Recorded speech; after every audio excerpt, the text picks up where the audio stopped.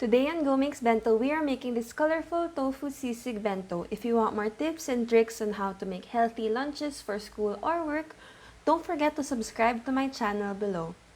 If you want to skip ahead to the bento packing section, I left a link down below so you can fast forward to it.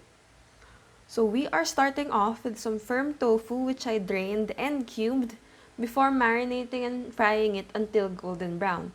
I marinate my tofu in some soy sauce mixed with some chicken broth so that it has more flavor and doesn't taste too much like tofu.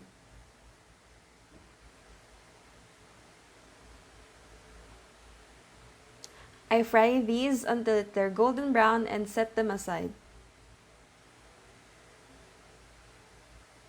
Next, I'm sauteing some onions and garlic until they're soft and the onions are translucent, to which we are adding some bell peppers and just sauteing until they're also tender. I also decided to add some Thai chili to add some spice. After this comes the last part, which is making the sisig sauce. So for the sisig sauce, we are just eyeballing around 2 to 3 tablespoons of mayonnaise,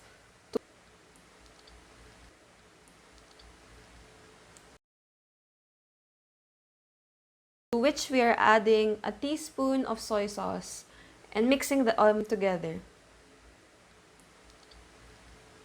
Once that's incorporated, we are tossing the tofu cubes back and gently coating each one with the sauce.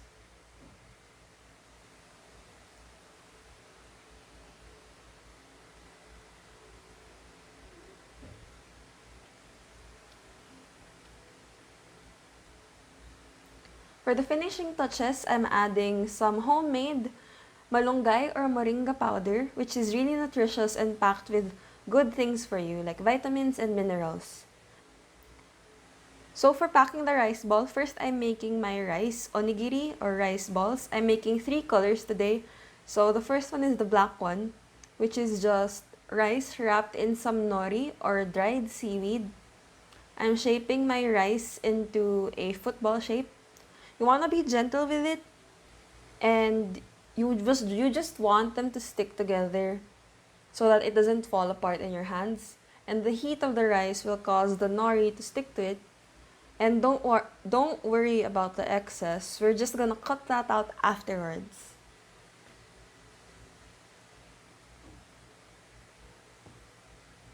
And shape it again properly so it's nice and intact.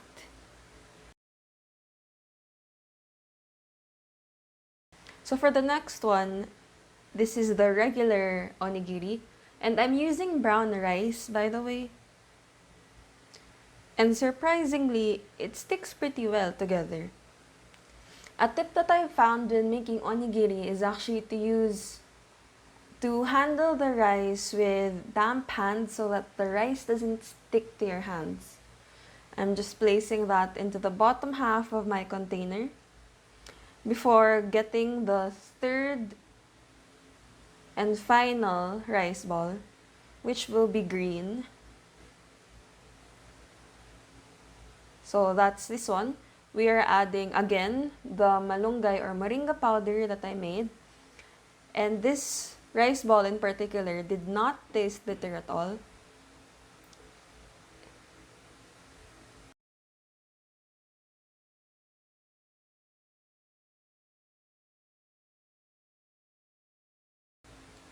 I also added some matcha powder that I had lying around, and again, I didn't even taste the matcha that much. And I'm using my rice paddle to gently make my rice into a ball. And I'm doing the same thing again, just gently rolling it between my hands so that it becomes this football oblong shape. And then just some black sesame seeds for my top onigiri, just as some finishing touches. And I usually make my side dishes ahead of time to save time during the weekday so that I don't feel stressed out about it and I get to eat more nutritious foods instead. So now I'm going to grab some lettuce and I use these as dividers instead of using paper cups or plastic cups or silicone dividers because they're healthier, they're biodegradable, they're cheaper. I can eat them afterwards and it's just less waste, which is better for the environment. I spoon what's left of the tofu sisig and I use some chopsticks to handle it so that I don't use my hands as much as possible. And this creates a sort of barrier so that the flavors don't mix together.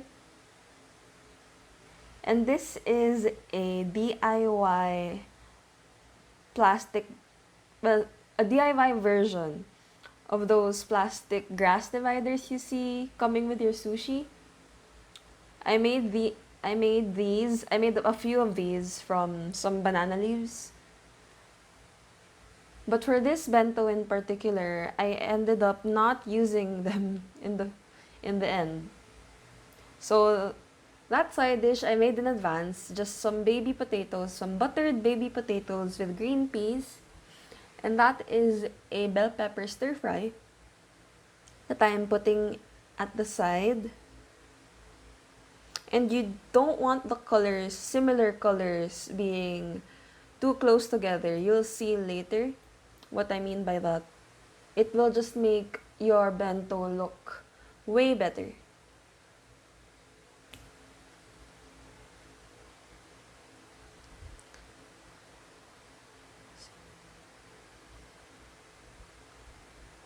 So that's a tomato. I'm cutting it in half in the side over there. And as you can see, I'm gonna place it away from my bell peppers.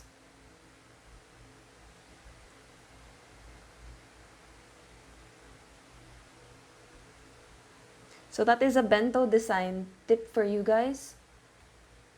You want the colors to be spaced out as much as possible. That one is a sweet potato leaf side dish, which is traditionally done. Well, I adopted the recipe for spinach namul, which is usually done with spinach. But here where I'm at, spinach is really expensive and I found that sweet potato leaves or kamote leaves are actually cheaper and they're just as nutritious. And they taste almost exactly like spinach. So I'm just moving the stubborn potatoes.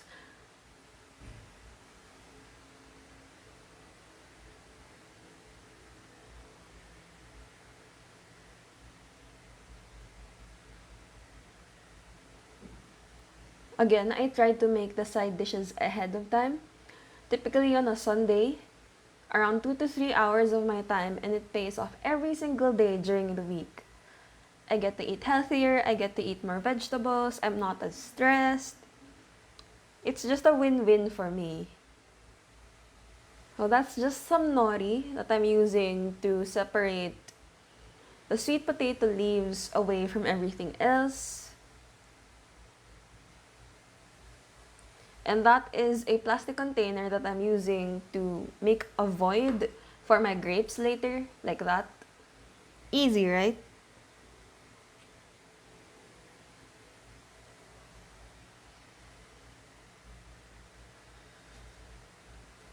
Just grabbing some more lettuce, which adds more greens to it as well. So that's really nice. And I learned my lesson with the potatoes, so I decided to cut my grapes in half. It also makes it look cuter because of the reds and the greens. And it makes it easier. For example, if you have kids and it's lunchtime, it'll be easier for them to eat. So see, they don't slip around as much. And here, I think, yeah, I tried to put the banana leaves back again, but I ultimately decided to just take them away because it just wasn't working for me.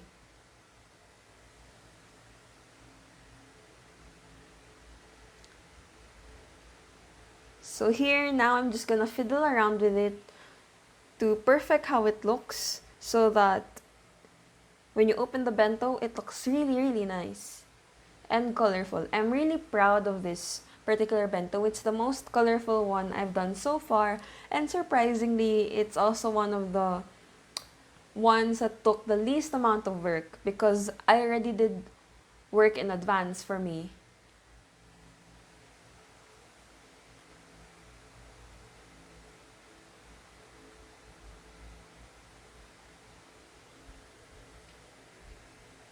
And we're done. If you want more tips or videos like this, you can subscribe to my channel down below. And I also have a Pinterest account and a Facebook account, which I'll also leave down below. So thank you for watching my video. Bye guys!